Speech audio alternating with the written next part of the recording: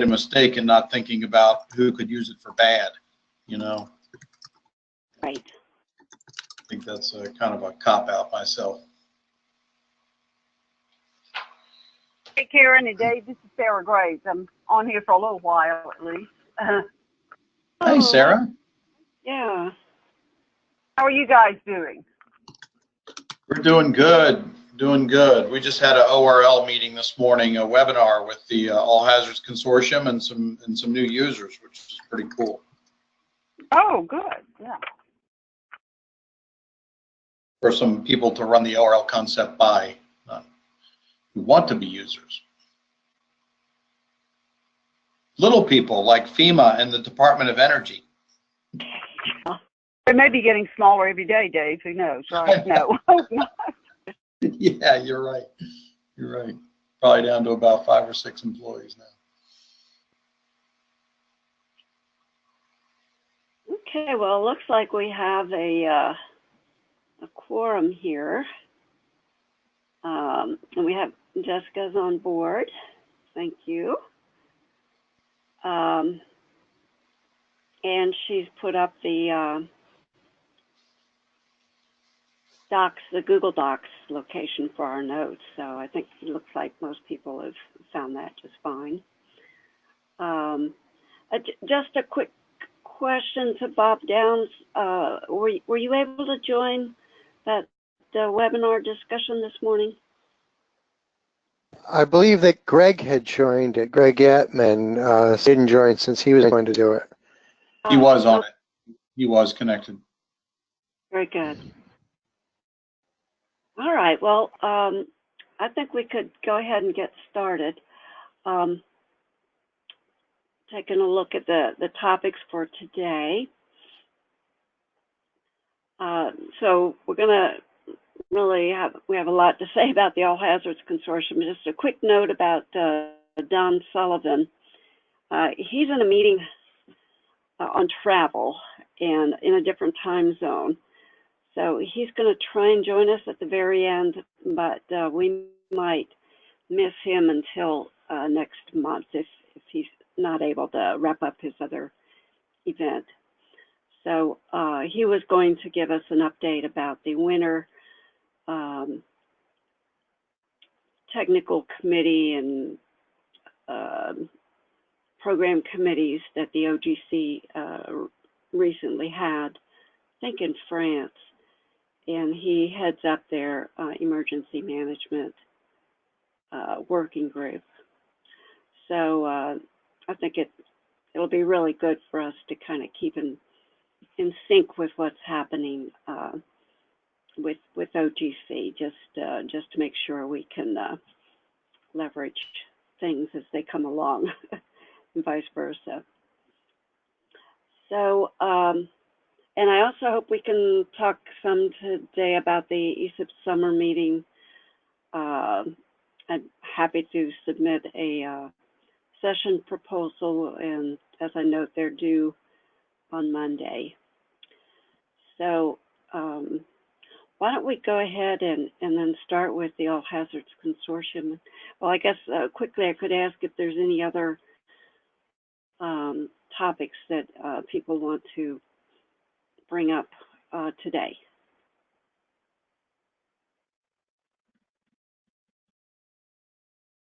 Okay, fair enough. Well, why don't we go ahead and discuss then what we've been doing with the All Hazards Consortium and operational readiness levels. I guess, Dave, would you like to give us that overview? Sure, Karen, no problem. We had this morning at 10 o'clock a webinar where we invited, or Tom Moran invited some key members of the All Hazards Consortium to sort of experience the ORL level discussion at the very beginning. So they had not had any experience with this, and they wanted to be a part of it to see if they could understand it. And it was a good opportunity for us to communicate what the ORL levels are designed to do and how they're evolving and all that stuff to apply to decision-making environments. And so there were a number of people that agreed to be a part of the webinar and to provide feedback.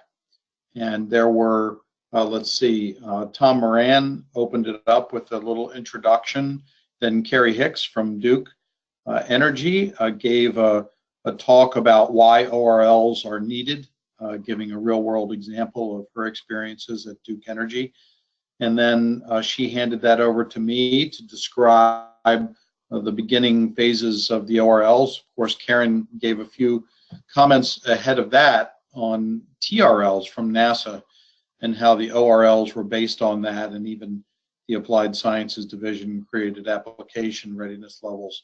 So, so we had a basis for some commonality to talk about the evolution of ORLs. And then I described ORLs where we were back at the winter meeting, and then showed some examples of data and where they might fall in the ORL categories.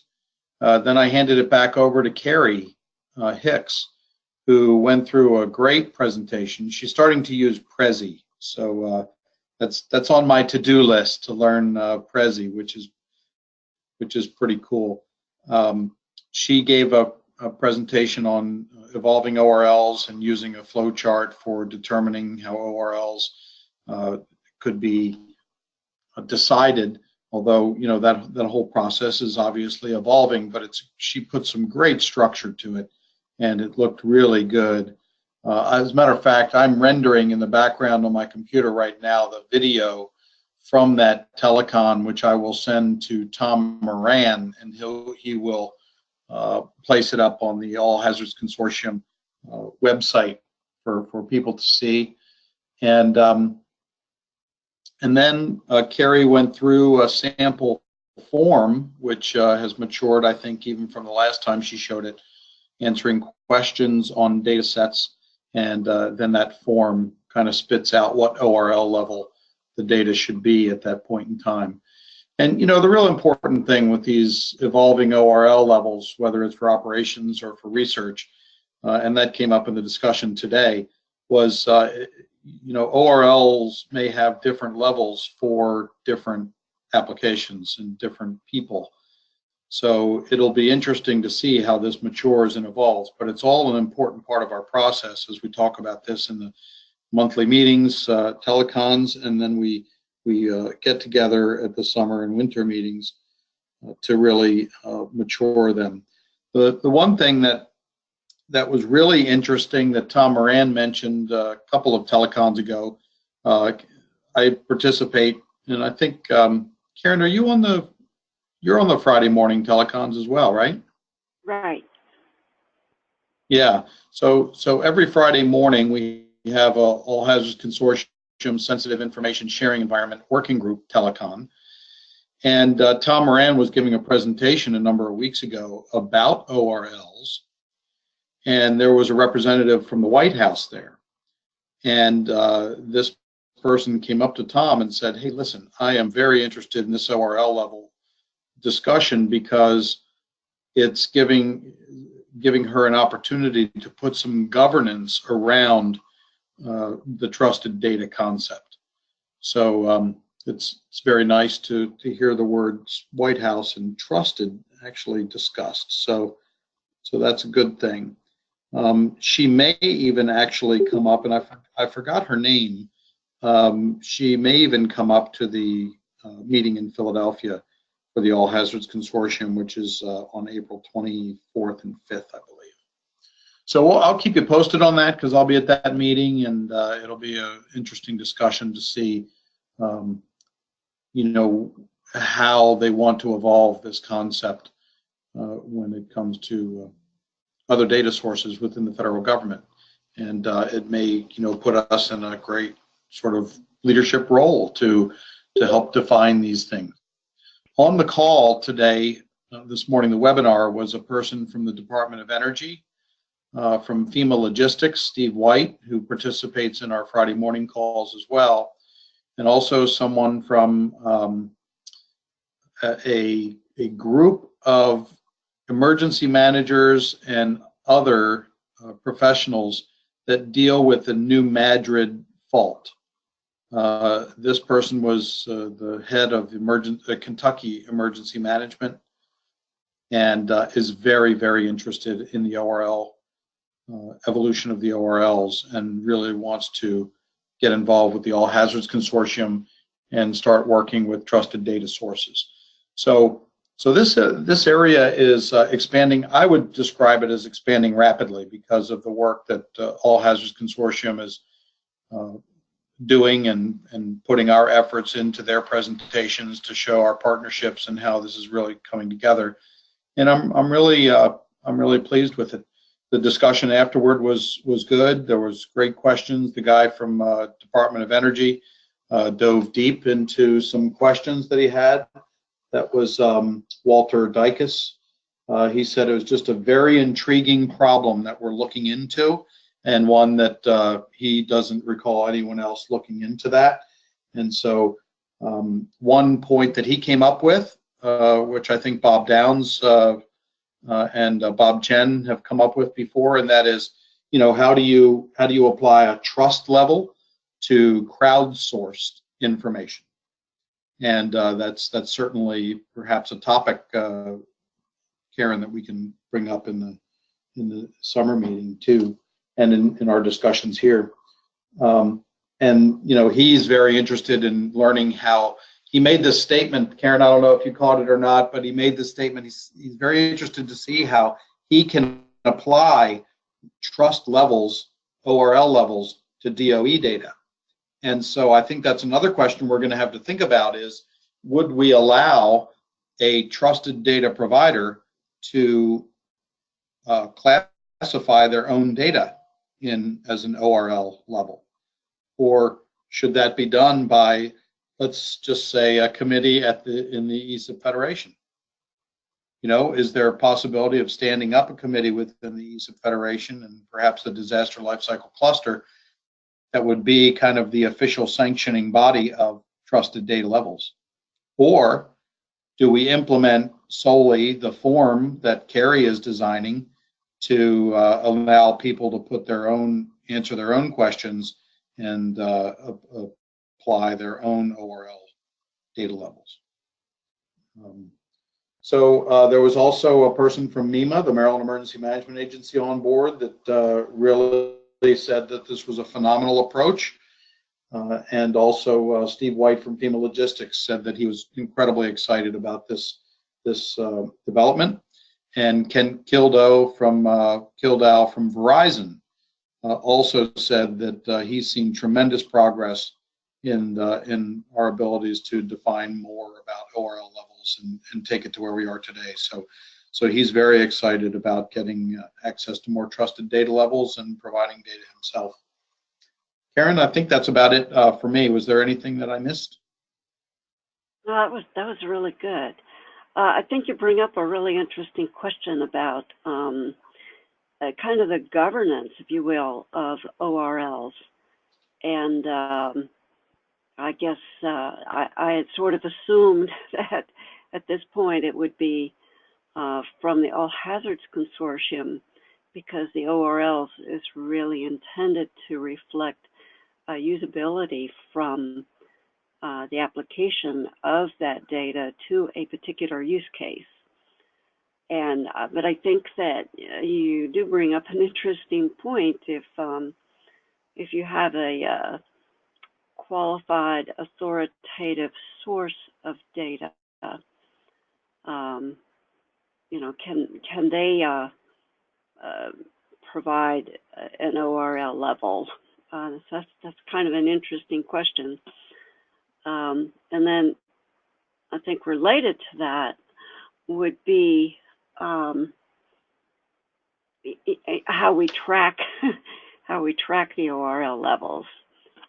So there could be some interesting governance questions. Once we figure out what the ORLs have to do, then we have to figure out how we manage them.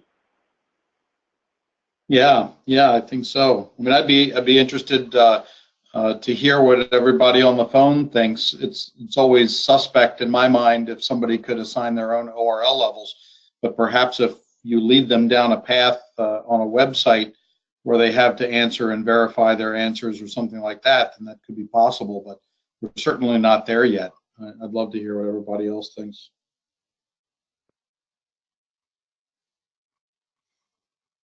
So, Dave, this is Ken. And I had listened in on the webinar this morning as well. It was really well done, I thought. One issue I've kind of had all along with the All Hazards Consortium's approach to the ORLs is making it use case specific.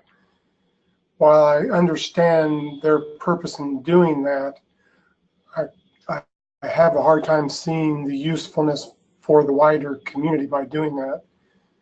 Because to go back and review, the list of data sets and try to make a determination on the fly of what data sets might be useful if you're not very familiar with that previous use case, I don't know how useful that ranking is going to be for other users.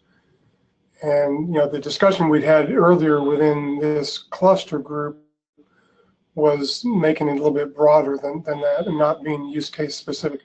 I'm not sure which is the right way to go. I just think there's a little concern with making it use case based. Yeah, this is Bob Downs. Sorry, this is Bob Downs. I just wanted to say that the self-assessments are commonly adopted by a lot of different certification efforts. And basically, the value of the self-assessment is to reduce the cost.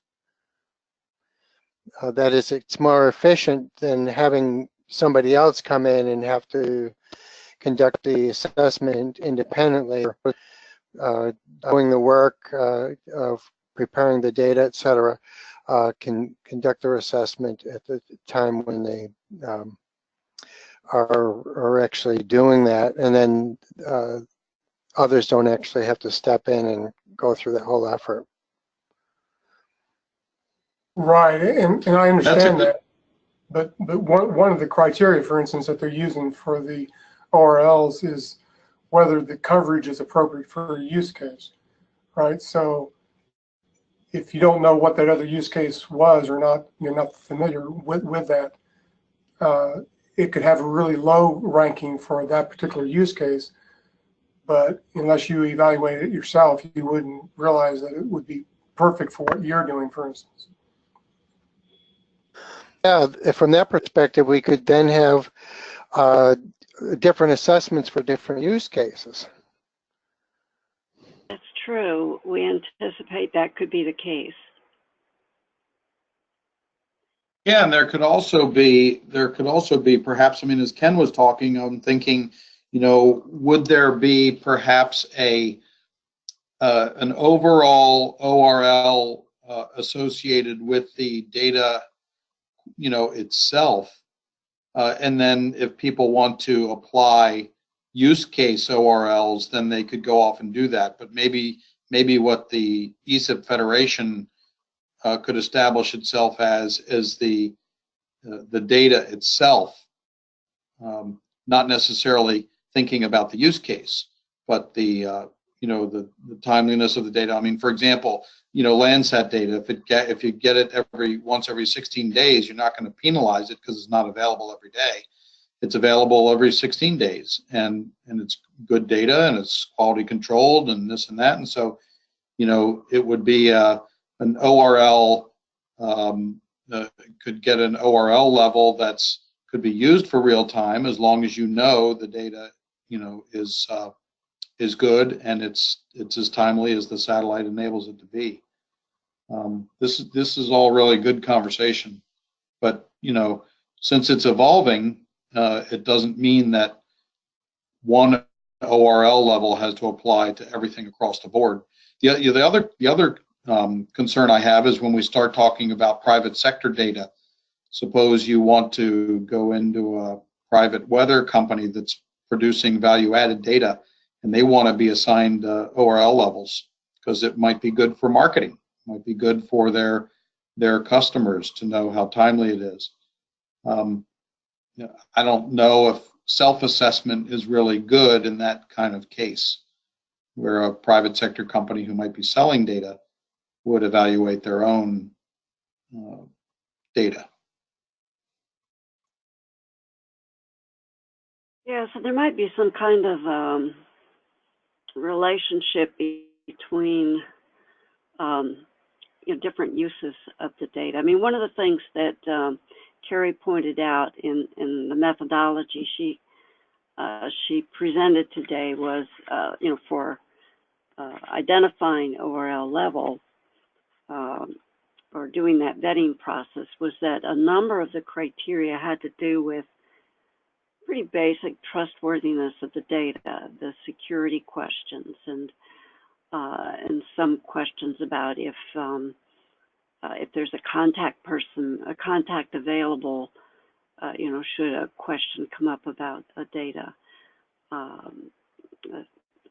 So her categorization scheme took care of a number of kind of global issues that would lead, that you would use to, the criteria that you would use to assess the ORL.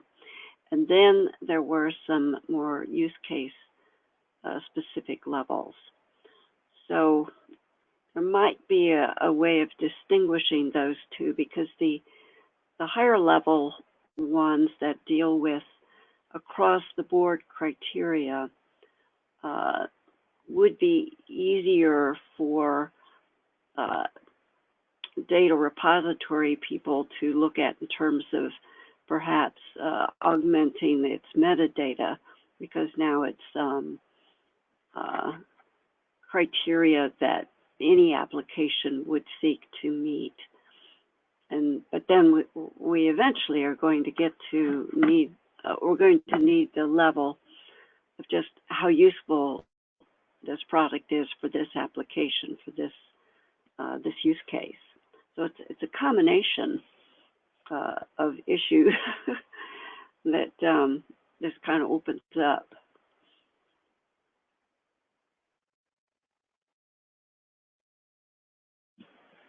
Yeah, this is Dave. I mean, one of the things I was thinking of a long time ago, even with Aaron in the ESIP Federation, is it sure would be good to get the ESIP Federation's sort of seal of approval on data quality or data products for usability or something, and maybe it's the the ORL level.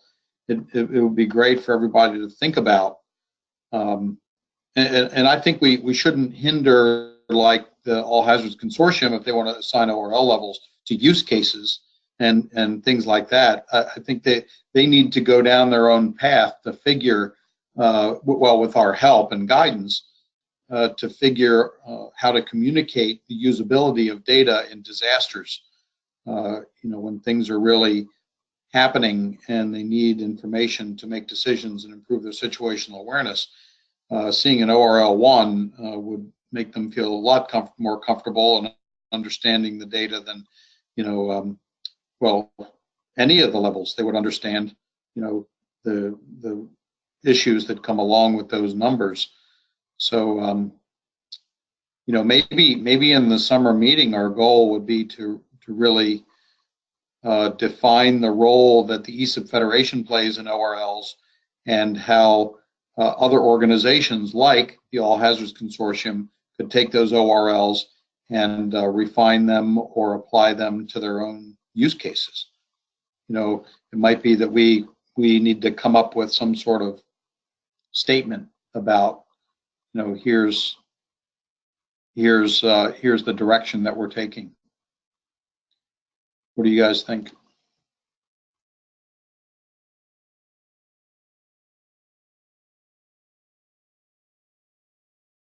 Yeah, I'm actually taking some notes on this because a little lower on the Google Docs page, I did feel like we had some interesting follow-up we'd want to do with ORLs. but it would be good to hear from others in the group.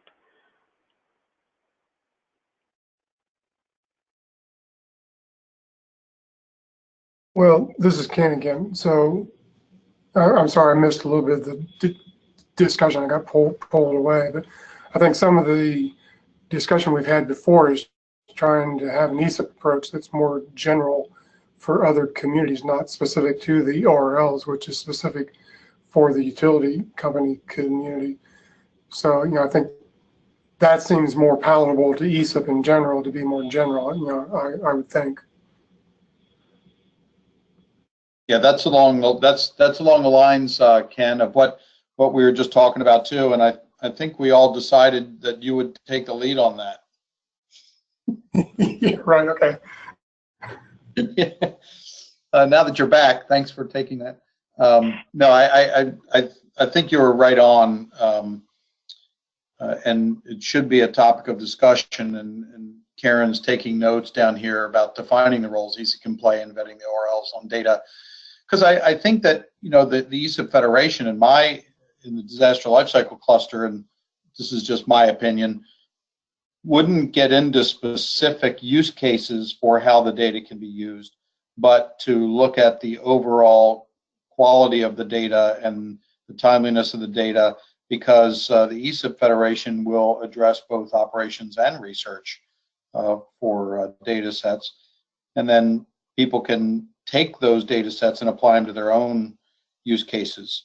The question is, how would those ORL levels manifest themselves in those use cases? It would, you know, would it take on the ORL number of the use case, which probably makes sense, or would it reflect an ORL number from the ESIP Federation and then the use case? I would think it would just be the use case, so not to confuse anyone. Yeah, good explanation. Yeah, thanks. Well, this is Bob. I mean, I think confusion is the risk. You know, if there are different ORLs floating around for different things, I think it causes a lot of potential for user misunderstanding, and maybe at least we're thinking about changing the name to some degree when it's that specific, and you know, trying to figure out a way to keep a general ORL and then a more specific rating system for particular sectors or whatever, you know, might be worth exploring, just because you have ORLs floating around and people putting logos on their website indicating it's going to be tricky.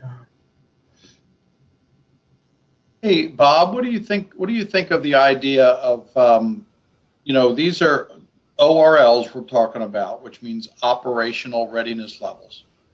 I mean, what if the ESIP Federation started, you know, an effort to identify RRLs for research readiness levels of data or something like that? You know, because you're right, you don't want two different ORLs to the same data set floating around, and all of a sudden you're in a situation where you're accessing these data and it comes up both a 2 and a 1. Maybe that won't be as big of a deal. Maybe a 4 and a 1 is a bigger deal.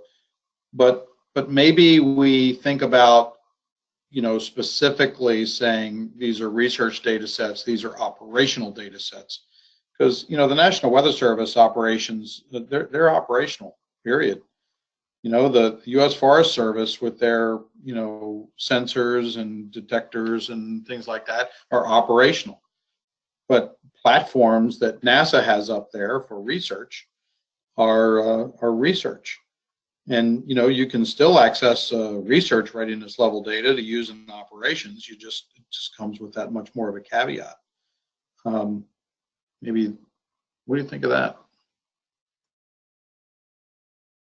Well, I mean, I think there's definitely a difference between research and operations, but I thought it was also more complicated, that different operational communities, you know, some may have have a much higher latency and repeat cycle requirements if you're dealing with a hurricane than if you're dealing with a drought.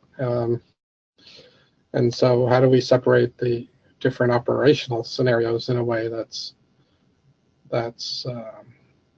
useful, but not confuse people by having multiple ORLs running around?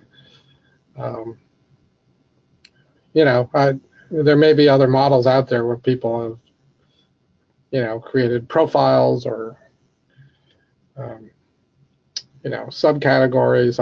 I'm not, I think we just need to be aware that the trade-off of having use case-driven ORLs is confusion, and figuring out some way to clarify that is probably important. Yeah, one discussion we'd had was making it community-based rather than use case-based, I guess. So it's more specific to a particular community. And so you'd have readiness levels, but for each group, so that you wouldn't cross those boundaries necessarily.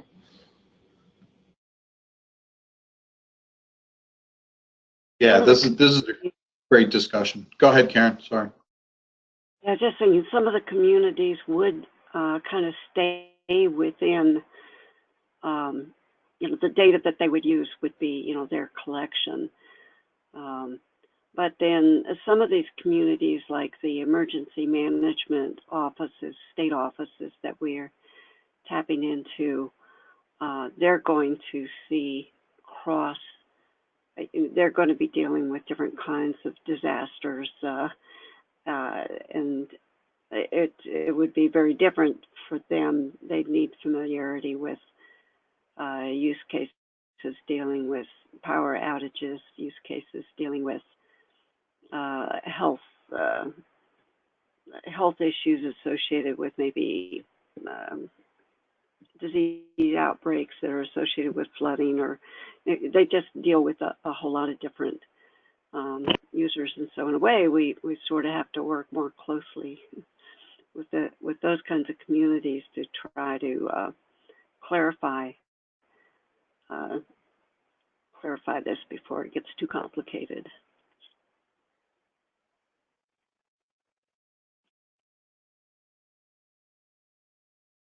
Yeah, I agree. Maggie, are you on? What are your thoughts? And hello, by the way.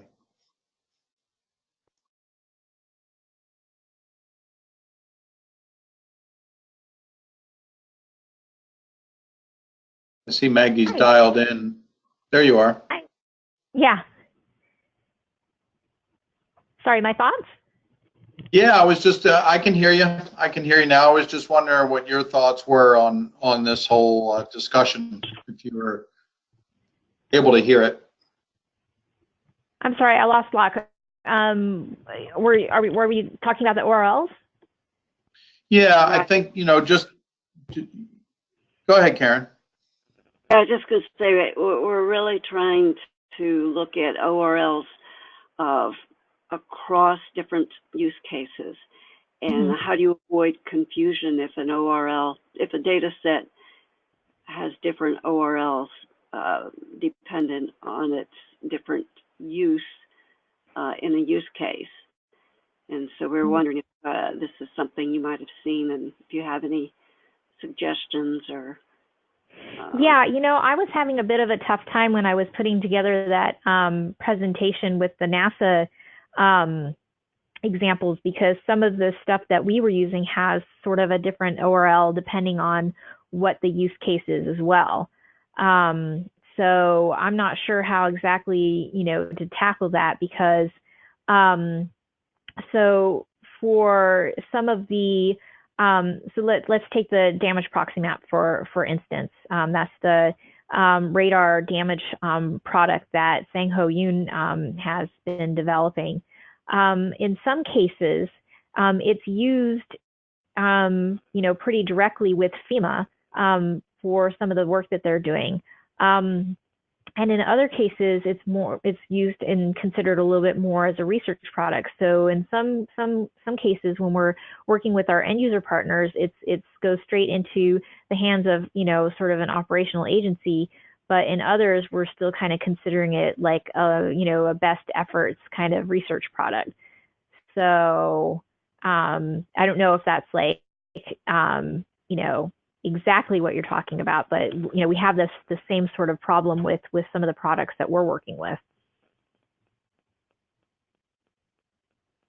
That's exactly the problem from my perspective. I think yeah, that's what it is. And so you've been seeing this problem as well.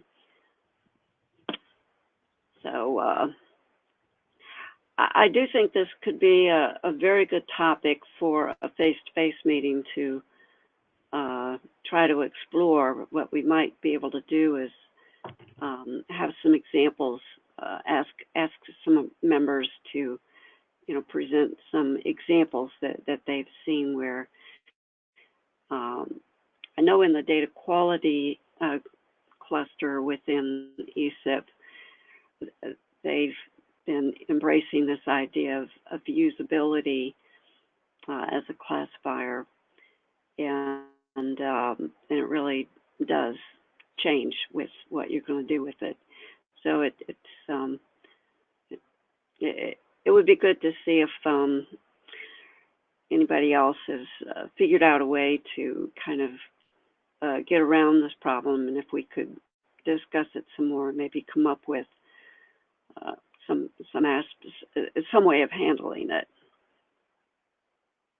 Yeah, I think it's going to take some good discussions, and I think, again, you know, the whole premise behind coming up with ORLs was for operational decision makers, you know, and I guess it was pretty much driven by the utility industry in identifying data sets that they could use, and maybe emergency managers that they could use to make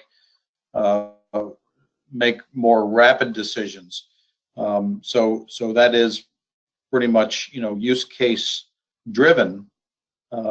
But we should, you know, as our group, we should probably think, you know, obviously further down the road in different applications and how that ORL classification would survive, or what other types of additional information would be required to help somebody get more information to do additional work. I mean, you know, an operational person doesn't care about the research quality of data. They just want to improve their situational awareness. And that's kind of where this is coming together.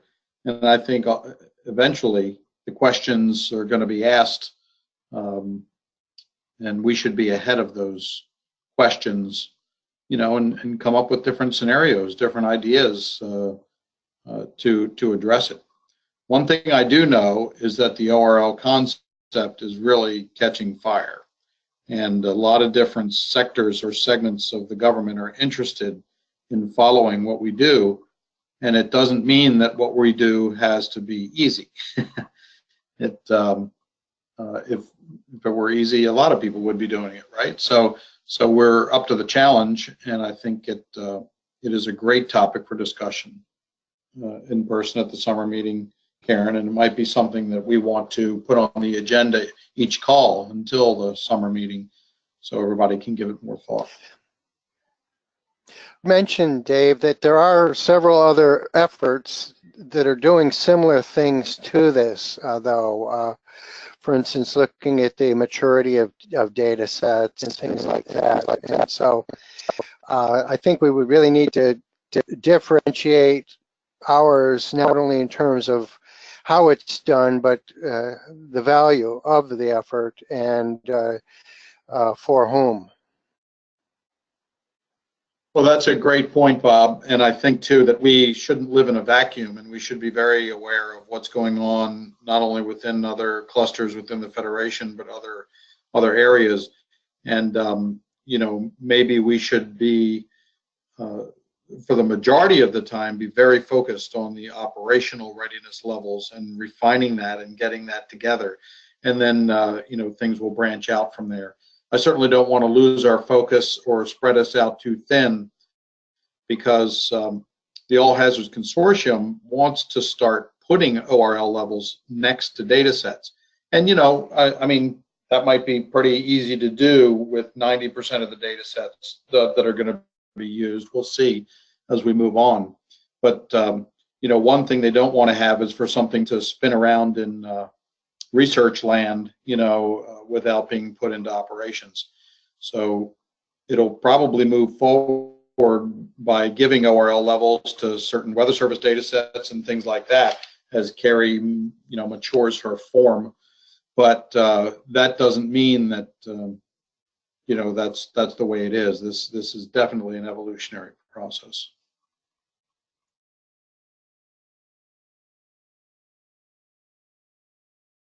What are your thoughts, Sarah? Sarah, are you still on the line? She had to get off for a different meeting. Sorry. Okay, yeah, no worries, no worries. I meant to try to catch her before she had to get going. But who else is on the line? Well, everybody, I think has talked about it. Karen, do you want to move on to the next agenda item? Yeah, very much related to this, and that is for the ESIP summer meeting. So I just captured some of the notes here. I was thinking about really leveraging our past work on trusted data, and so what I propose is that I can draft a session description that kind of captures these issues. And I think it would be helpful to continue with how we've been doing this before, and that is asks our cluster members to kind of contribute their perspectives and what we know about these issues in metadata and labeling data sets for consumption. And I think at some point it's going to lead to the rapid extraction of data from different data sets that would be in response to, in response to a disaster and a need for that data.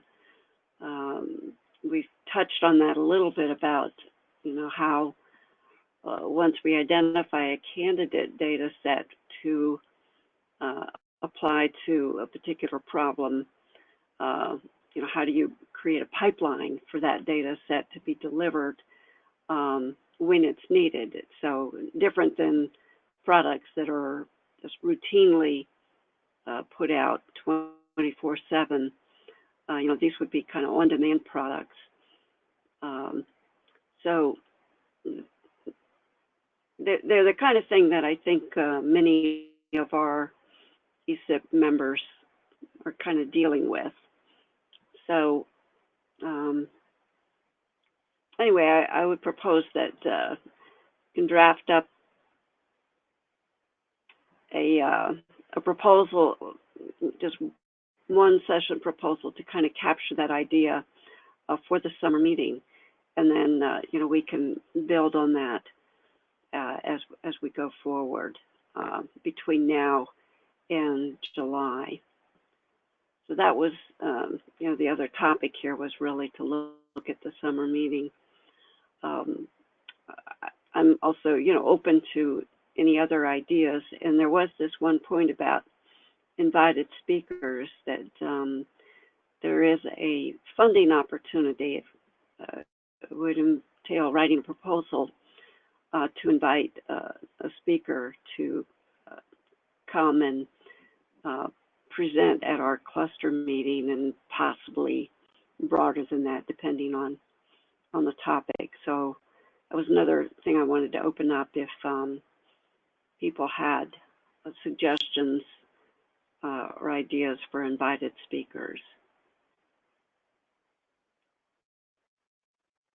Karen, this is Dave. I was just wondering if it would be worthwhile to try to get an emergency manager, maybe the director of an emergency management agency, to speak so we can hear their perspectives on data and data-driven decision making, because that's another term that's getting a lot of interest as well, which is something that we came up with within the cluster too, which is data-driven decision making. And I know Tom Moran has had a couple that have been very engaged, whether it's from North Carolina or Kentucky. He said this person that's in charge of the New Madrid,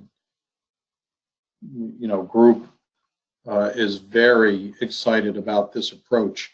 So I'm wondering if somebody like that could be valuable. Well, yeah, I do think so. I mean, from my perspective, the ORL assignments really have to have a strong input from people who are going to use it, and so that means we have to work closely with them.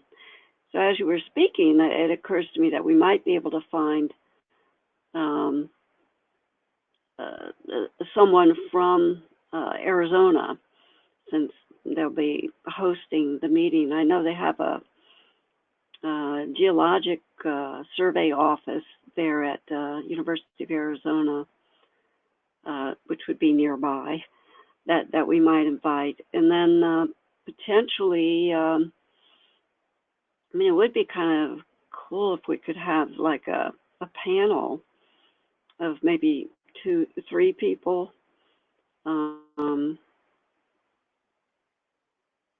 I don't think we could get more than travel support for more than one person, but I don't know, maybe from other nearby areas, or even within.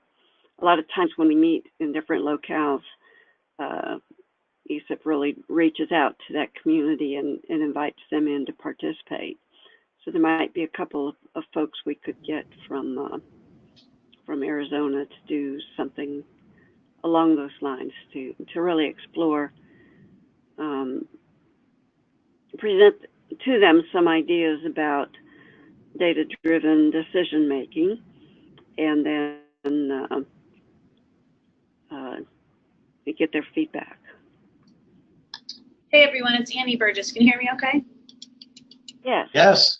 Hey Karen. Yeah, so on that, we have been reaching out quite a bit to people in Tucson. So if you don't have a contact in Tucson and are looking for someone, let me know. We've been coordinating with a fairly large group there just on, locations and things to do and getting people for other sessions. So, I think it's a great idea to utilize your local resources and reach in to the community that's there, and, really use that proposal to bring someone in as your, big ask. And then, I think, finding people in the, greater Tucson area is a good call. But if you don't have a contact, please, let us know, and we can help reach out for you. Oh, that sounds great. Well, I know Chuck is there, and he probably knows a lot of people. So that's great. I think I definitely would follow up with you, Annie, and maybe get some ideas. Great. Sounds good. There could also be, I have a call at 5 o'clock today about the meeting, and Karen, you'll be on it too, with Tom Moran. So we could ask him if any utility, maybe emergency manager or, state emergency manager, he might have connections with somebody there that he could invite perhaps. Right. I know they're really trying to spread or reach out to more participation from the West Coast and central areas, since they seem to be somewhat concentrated on the East Coast. So that could be a real opportunity. So Karen, you said that the topics are due on Monday, right, for sessions for the summer meeting? Is that right? Yes, that's my understanding. It's the end of the month. Okay. Yeah, so you've got. Oh, okay. Yeah, you've got, this is, I think we probably reminded a lot of people to use this, you know, your April call basically, because the sessions will be due at the end of the month, before the next, you know, before anyone's next next telecon would be. So April 30th sessions are due. Thank you. Okay. I think I will go ahead and start drafting something so we can have it next week to do our deliberations on it. I think if we could get some emergency managers on a panel, that would be a really good contribution to our session. I think that would be terrific. If we can get a local Tucson or somebody from Arizona to come, and then maybe we can get one from, I don't know, Kentucky or somebody else who's showing a real interest in the ORL levels, maybe a FEMA person. Boy, that would be pretty spectacular. Yeah, and 3 people would be a good size as well. Okay. Well, that sounds really good. Those 2 things went together: invited speaker with the sessions due. I'm just looking over the other notes here. I guess quickly, I'd like to point out that AGU is celebrating their 100th anniversary, and they're meeting in Washington, D.C., actually in downtown D.C. This December. And proposal sessions are due in April, but I was thinking that rather than trying to stand up a whole session, that it might be really cool for members in our group to pull together an abstract on what we're trying to do and look for between natural hazards or informatics or even public policy. Well, that's too far reach, but look for a session that it would fit into and submit a proposal. Those abstract proposals will be due probably, I think, July timeframe. And any reactions to that? Anybody interested in working with me on something like that? Yeah, this is Bob Downs. I'm glad to help out in any way which I can. That'd be terrific. Yeah. Hey, Karen, this is Dave. I think, since it's in, I normally don't go to AGU, but since it's in DC, I'd be willing to participate. Maybe there's a session we can have on, ORLs for data-driven decision making. That would really open up this entire, all the work that we're doing to a much broader science community. That'll get them thinking. I'd actually try to pull together a proposal, a session, which would be a handful of, well, there's different ways you can handle the sessions, but a handful of papers. One thing that I should mention is if you're the proposer of the session, you're really not supposed to be the presenter for the session. So we might want to think about how that session is proposed so that others on the team could also be presenting, perhaps. Right. This might be a topic for some of the other session formats that AGU has been promoting, because this isn't like the typical session where you are going to get a huge group to come in and propose. And it may be good to do it under something like public affairs, so it doesn't have to be your primary abstract.